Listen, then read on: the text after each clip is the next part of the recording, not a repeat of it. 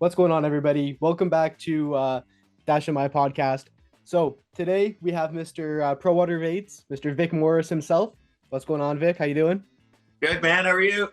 I'm good, thank you. So in today's episode, we're going to be doing where to locate bass during the summer and what baits and techniques we would choose, and we're going to help you catch the trophy fish that you've been looking for. So just a couple intro questions for Vic. Actually, Vic, do you want to just introduce yourself, kind of what Pro Water Baits is? Hey everybody, I'm Vic Morris from Pro Water Baits. We're a Canadian company. We manufacture and design unique, custom handmade baits.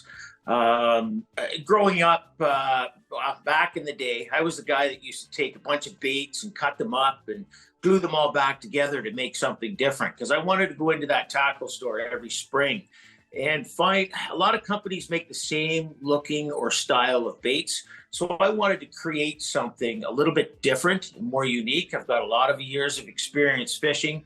I kind of know what the types of baits to design. And yeah, so I got into making unique custom handmade baits. Awesome. What lake are you most like your favorite lake to fish around Kawartha Lakes, wherever you? Oh, Kawartha Lakes. It used to be Tri Lakes. I kind of grew up in that area and have a lot of experience on that body of water. It's kind of faded away, and I'm kind of partial to balsam and or sturgeon now, just because it's a little bit easier. You can go between smallmouth and largemouth a little bit easier on those lakes. Yeah, you smoked us on balsam this year, so Yeah, it's funny you say that. That's definitely two of our favorite lakes to fish as well. Oh, right on. Yeah, we love those lakes.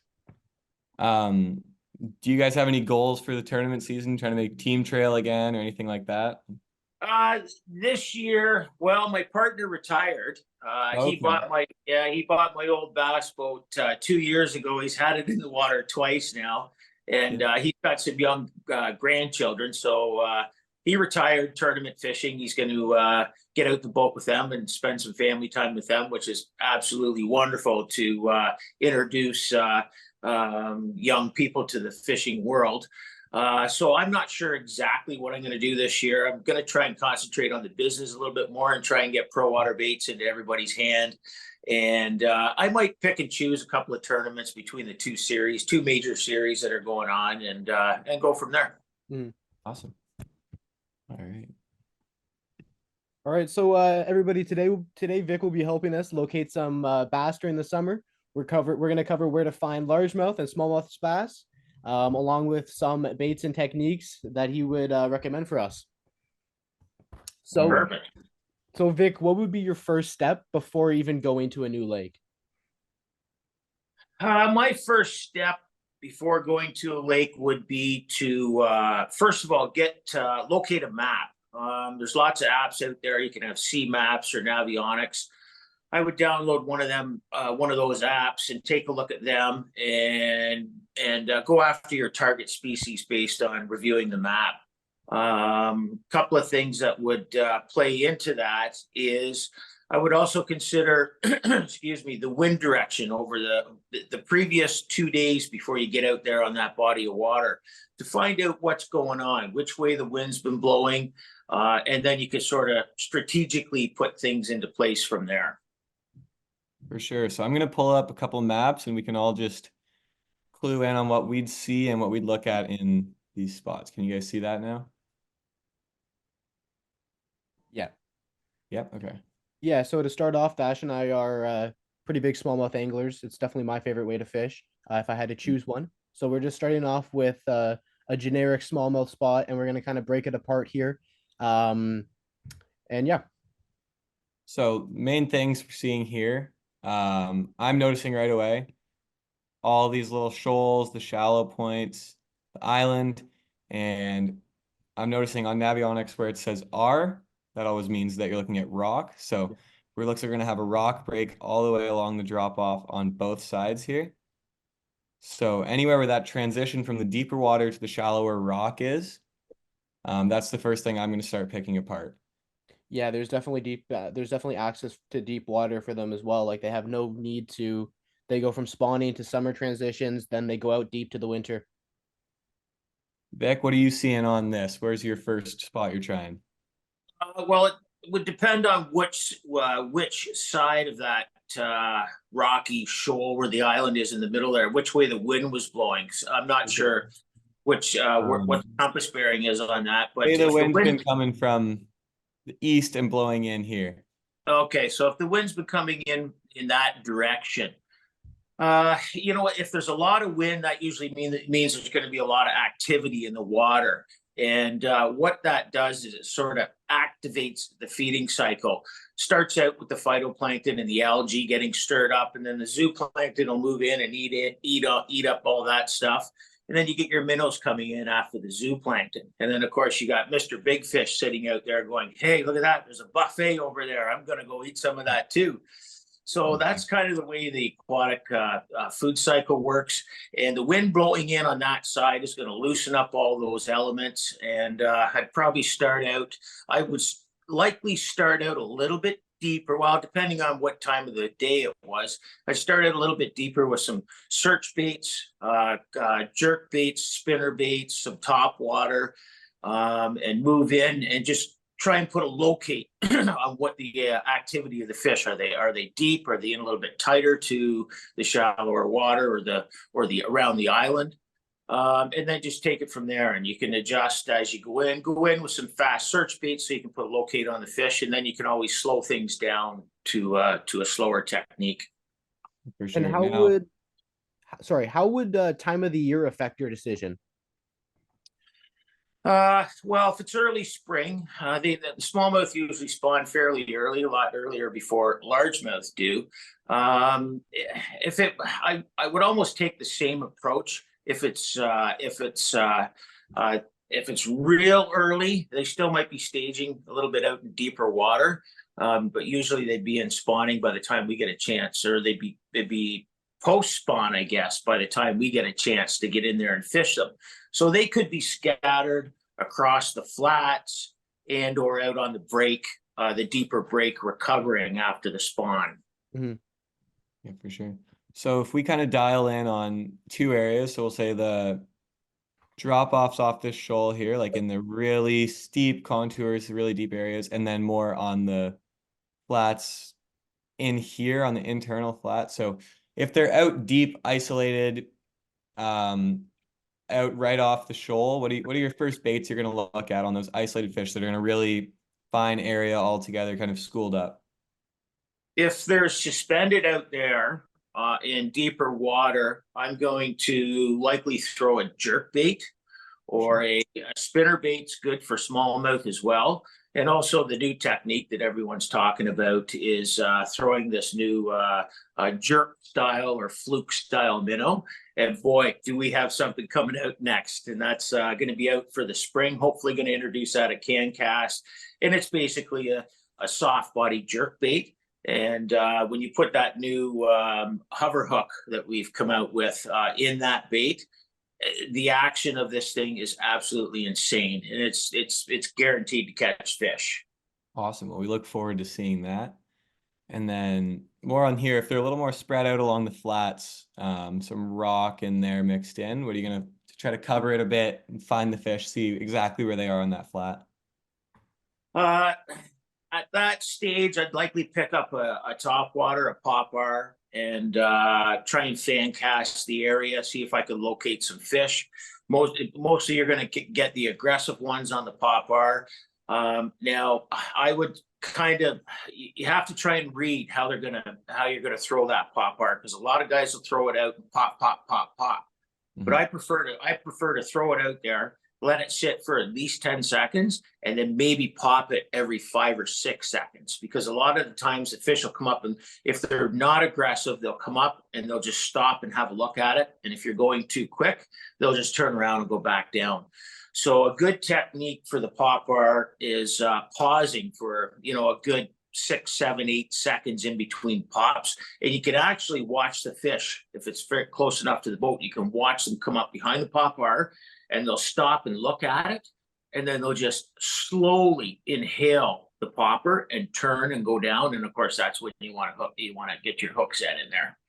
For sure. And then once I've caught a bunch on the popper, I'd probably slow things down depending on how deep it was, and throw, of course, our new RC Mini Munch, uh, named after, of course, smallmouth guru Riley Clarew. He tested this for us all last fall, and it absolutely is a dynamic bait. And the nice thing about Pro Water baits is they're versatile. They're a bait that's not just doesn't have one function like a Ned bait or a drop shot bait. You can use all of the Pro Water lineup for multi different presentations, and that's kind of a unique thing. Here's our other little the mini dog, which is perfect on a Ned rig. Example, you can drop shot this bait, you can throw it on a jig head, and one of my customers actually rigged it on a micro mini jig, and it looks absolutely wicked on a micro jig. For sure. All right. Kaplan, anything else you see there? Anything else you're trying? Maybe something a little different opinion on it? No, I think Vic covered exactly what I would throw. I'm starting to dive a little deeper, and I'm gonna sit here. I'm just gonna use my search bait and look for them. And then once I find a school and I have them fired up, then I'd slow it down and throw some of the new Pro Water Bait Finesse Series tools. Yeah, no, Vic kind of had it dead on what I was gonna say. We always start top water. So Kaplan's the popper guy. I'm walking top water. Cover some water first thing. We always cover as much water as we can right away, and then normally one of us will start catching them, and we work off that. But if we're not, then we'll slow it down. I'd go to a Ned, and one of us would probably go to a drop shot. And so yeah, same exact thing. Starting fast, slowing down as we find the fish.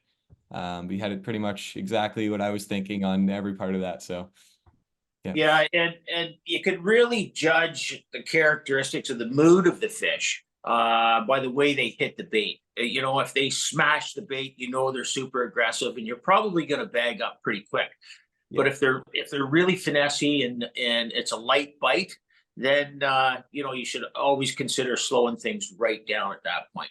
For sure. Yeah, definitely. Yeah, if they're smashing it, flying out of the water with your top water, and you want to start fishing something a little different, something like a jerk bait or a crankbait with a more aggressive reaction bite style. Whereas if they're super slow, just coming up when they kind of just suck the top water into their mouths, then slowing it down, then your drop shot, Ned rig, even something like a spy bait, super finessey for the fish that are a little more finicky. Exactly. Yeah. For sure. All right, now we can look at something a little more largemouth focused for that side of things as well. Would you say you're more largemouth or smallmouth, Vic? I'd have to say largemouth. Okay. I guess I'm more of a what you call a power fisherman. Yep, I like to go and cover water and fish fairly quick. And that's one thing I'm going to do this year too. Is I'm gonna try and hopefully try and slow myself down a little bit, and play this active target live scope game, and go offshore a little bit, and just sort of fine tune my my skills there and see what we can do. Yeah, that's definitely what we've talked about doing as well. So first things I'm seeing looking at this, reason I picked this is because we got a little bit of everything. So we've got lots of deeper water out, availability to deep water. We've got a nice point, and then we've got islands, back creeks, and I couldn't get a good picture, but I'm sure there's a lot of different vegetation mixed in here. So if we're to say that the wind is just blowing straight back into this bay, blowing everything in, is there a certain area here that's calling out to you, or a certain type of vegetation you're searching for first? You know, a lot of guys, they look at if they get a look at the bank and they see if it's if it's undercut bank, if it's a grass bank, if it's a bulrush bank, or it's got a lot of laydowns on it. A lot of guys will go straight into that bank.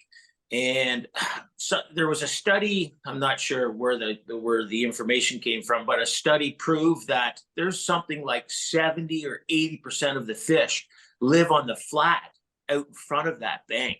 So again, I would start out a little bit deeper, Check out the vegetation and see what kind of weeds down there. Maybe have some fast moving baits coming across the top of the weeds. Do a little bit of dunking going in, and then eventually get into the bank, especially when the sun's up a little bit and there's some heavy cover against the bank. They might like to bury in those shaded areas, and then you can go in and do all the pitching and flipping that you'd like. For sure. Yeah, I think the first area I'm going to start, if we're covering water, I'd start right along this nice contour of the little bit deeper water, right near the availability to the shallow water. So that's probably going to have a lot of mixed vegetation in it. And then they have availability from the creeks, from the point, from the islands. It's a little bit of a mix of everything in that flat. Yep. That's going to be able to cover everything. And making long casts is big for me for largemouth. If I'm getting all the bites over closer to this creek channel, then I'm moving in and I'm picking that apart a bit more. Mm-hmm. And then if you want to slow it down a little bit, of course, you can throw the good old famous jig, or you can also tie on our new 3.8-inch punch and munch, which almost kind of replicates a jig. You can rig it either Texas, or you can rig it upside down too. That's more of style of a jig. And you can swim it. You can drag it across the bottom. You can fish it exactly the same way you would a jig. But those two baits are good for excellent for slowing things down if you're not moving fast baits. Yep. Absolutely. And I think that this would be a really good bait to start off in. Like, if I was to go to this lake, it has basically everything a bass would want. It has deep water, it has vegetation, it has an area for them to go spawn in the spring, and then they can just pull off and hide in the weeds for a little bit while they recover. Yeah, it really has everything that a largemouth bass would ever want. Again, I would start off just like Dash would, just on that contour line, go around with the moving bait. And I think that you'll get a sense of what the fish are doing and where they are just by going around that contour and throwing moving baits around. And when you're out there a little bit deeper and you get into some submergent weed, have a real good look at the weed. Make sure it's nice and fresh, it's nice and green looking, and then you can kind of pick that apart from there. What you kind of want to look for is irregularities in the weed line. Say if there's a little point of weeds coming out, or if there's a really thick, call it a bundle of weeds. Kind of those are the areas that you'd want to target for submergent weeds. Yeah, basically anything that would be different. So again, if it would go from a soft bottom to a hard bottom, or from a pretty flat to maybe an increase in the little bit of mud or something, like anything that they can relate to, they'd sit on that all day. That's right. Mm-hmm. This is another opportunity for that live scope forward facing sonar. So the tournament when Kaplan and I actually used live scope the most last year was shallow largemouth fishing. And so we were coming through a similar area, has a shallow bay back behind it, has a point. And we were just on the flat out from it. And what we did is we just went around with live scope and we found all the thick clumps. It was all a big flat of milfoil, finding all the thick clumps and targeting those. And I think every single one of our bigger fish came out of a clump that we found on live scope. So really isolating the thick patches and finding the fish in those. And locating bait fish within those weed clumps too is that's a key point too. Yeah, so now heading into the bank a little bit here, just from this island along the saddle towards the shore, it still offers many different techniques that you can go for largemouth. So, for example, there's the docks up on the shore there. Docks offer on sunny days lots of protection and shade for those big largemouth to pull up on. Oftentimes, the dock will also provide, again, shade and comfort for smaller bait fish that the largemouth will go and eat on. This little back creek here, it's a little hard to see in the Navionics view. If you can find this on a Google Earth image, it'll show you maybe if there's some pads or some submerged timber or anything that you can really pick apart and isolate. Yeah. As far as docks go, back in the day, guys used to say, okay, the docks that are closer to the water are going to be more productive than the docks that sit a little bit higher. In my years of fishing, I haven't really found that to be true. What is more of a focus is those docks that have a little bit of clutter around them. maybe it's a boat, maybe it's a buoy, maybe it's a little bit of slop blowing in around that coast. That's going to be key areas that you're going to want to target. When you get back down into those little bays, of course, you're going to have the main channel. Don't be afraid to fish that main channel either on the way in or the way out, and then pick everything apart on either side.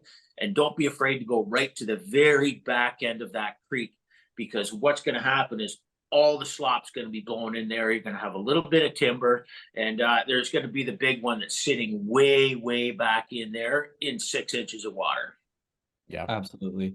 yeah, and again, especially if the wind was blowing all the microorganisms and all the bait fish up in there, the largies have so much to be up in there for. Absolutely.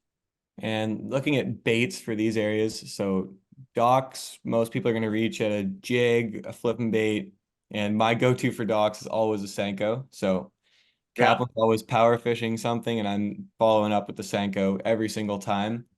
And the back bait's really going to depend on the vegetation and what's around, but a flipping bait, and that's where your frog's going to shine through, getting way back in the slop and in the cattails, whatever you have with a frog and a flipping and punching baits.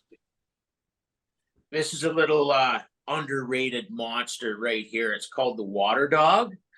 And this actually penetrates through the heaviest cover you could imagine. It's got a nice thick beef body, so it's really loud in the water, and it's got a lot of nice action with the little tail there.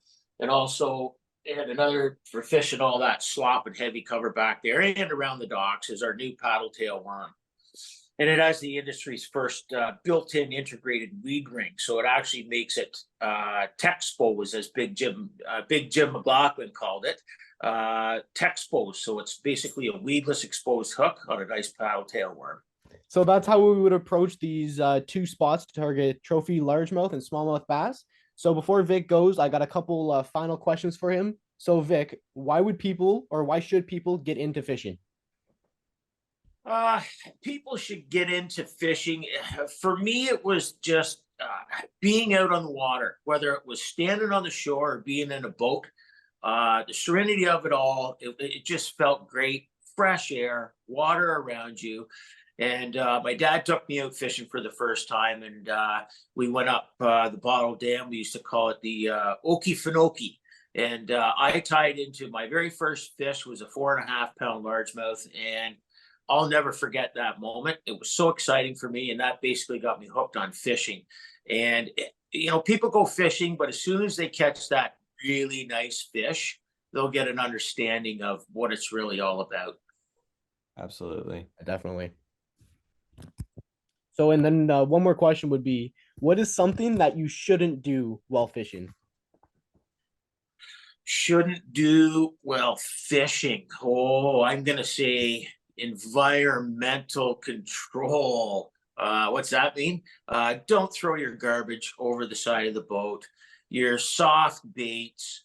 Check that water bottle before you take off in the boat so it doesn't blow out. Cigarette butts going in the water. Keep the environment clean. Keep it fresh. Dispose of all your garbage properly, and kind of keep an eye on that. Yeah. Absolutely. All right. And we've got some big shows coming up and coming into the tournament season. What's the best way people can find Pro Water Baits and get their hands on some themselves? Well, you can contact us directly at www.prowaterbaits.com. We're also available on Facebook and Instagram.